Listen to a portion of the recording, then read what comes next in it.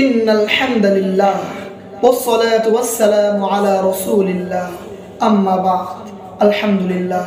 সম্মানিত উপস্থিতি, আজ আমাদের আলোচনার বিষয় হলো আল্লাহ তাআলা কেন মানব জাতিকে সৃষ্টি করলেন।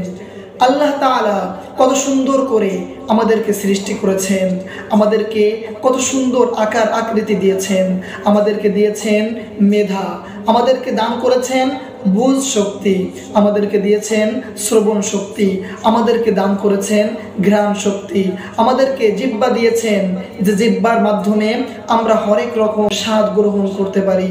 এত সুন্দর করে আল্লাহ আমাদেরকে সৃষ্টি করলেন। কেন তিনি আমাদেরকে সৃষ্টি করলেন? আল্লাহ তাআলা সূরাতুল যারিয়াতের 56 নম্বর আয়াতের মধ্যে বলছেন, ওয়ামা খালাকতুল জিন্না ওয়াল ইনসা ইল্লা লিয়াবুদুন।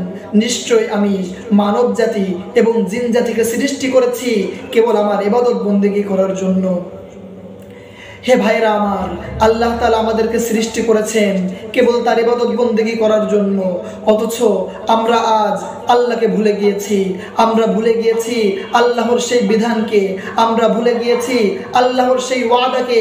আল্লাহ তাআলা ওয়াদা করেছেন যে ব্যক্তি আল্লাহর দেখানো পথে চলবে, আল্লাহ যেভাবে চলতে বলেছেন সেভাবে চলবে, অবশ্যই অবশ্যই আল্লাহ তাআলা তাকে ক্ষমা করে দিবেন এবং তাকে এমন জান্নাতে প্রবেশ করাবেন যে জান্নাতের তলদেশ দিয়ে নদী পরিবাহিত হচ্ছে, যে জান্নাতে রয়েছে অনেক নাজ নিয়ামত যা কোনো মন ধারণা করতে পারে না।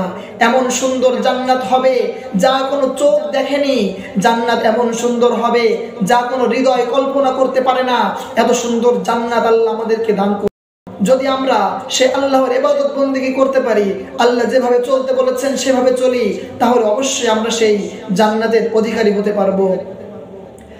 আর সেই জান্নাত যদি আপনাকে পেতে হয়, সেই জান্নাত যদি আমাকে পেতে হয়, অবশ্যই আমাদেরকে অনেক কষ্ট সাধন করতে হবে। তাই তো আল্লাহ তাআলা সূরাতুল ইনশিকাকের মধ্যে বলছেন, ইয়া আইয়ুহাল ইনসান ইন্নাকা কাদিহুন ইলা রাব্বিকা কাদহান ফামুলাকি। হে মানুষ, তোমাকে তোমার রব পর্যন্ত পৌঁছাতে হলে তোমাকে অনেক কষ্ট স্বীকার করতে হবে, অতঃপর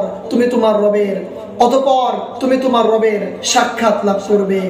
আর যেদিন আল্লাহর সাক্ষাৎ মানুষ লাভ করবে, সেই দিন আল্লাহ তাআলা যাকে তার আমলনামা তার ডান হাতে দিবেন, অবশ্যই সে নাজাত পেয়ে যাবে।